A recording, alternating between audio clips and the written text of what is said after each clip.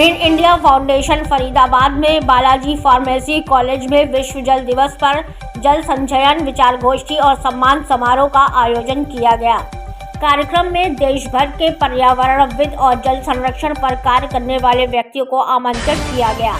वहीं इस कार्यक्रम में मुख्य अतिथि और वक्ता के तौर पर डिप्टी कमिश्नर आवास पर्यावरणविद मांगे राम चौहान एवं उमाशंकर पांडे, वरिष्ठ पत्रकार ज्ञानेंद्र को मुख्य अतिथि के रूप में आमंत्रित किया गया। सम्मान समारोह कार्यक्रम में 31 पर्यावरण पर कार्य करने वाले व्यक्तियों को सम्मानित भी किया गया। ये एक सार्थक कार्यक्रम था जिसका प्रकृति पर्यावरण संरक्षण, जल संरक्षण के लिए एक महत्वपूर्ण संदेश है। इस कार्यक्रम को लेकर पर्यावरण प्रेमी एवं डिप्टी कमिश्नर मांगे राम चौहान ने क्या कुछ कहा, देखिए इस रिपोर्ट में।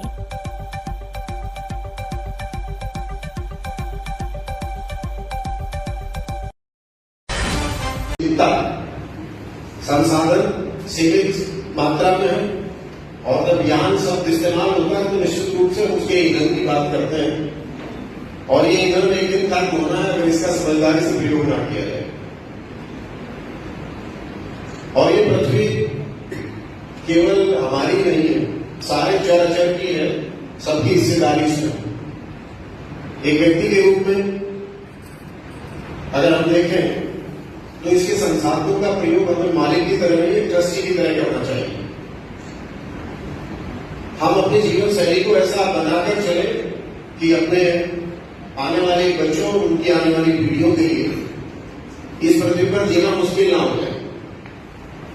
आज जल दिवस के अवसर पर जगदीश जी ने जो जल मंथन का एक आयोजन रखा है और जगदीश जी का ये जुनून है, मैं उनके कार्यों को देखता सुनता रहता हूं और ये जुनून हमारे आसपास हो रहे कार्यों या प्रयोगों और उनके अनुभवजन्य प्रयोग से उपजता है।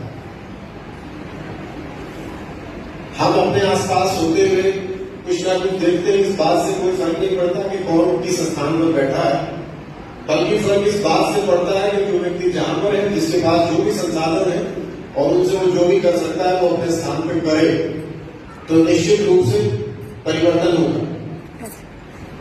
जल की कमी की चिंता 1992 में ही महसूस कर ली गई थी जब रेडी जेनेरो में पहला 21 बिंदु एजेंडा आया था कि जल की समस्या युद्धों का कारण बन सकती है और 1992 से जल दिवस के रूप में आज के दिन को मना रहा है।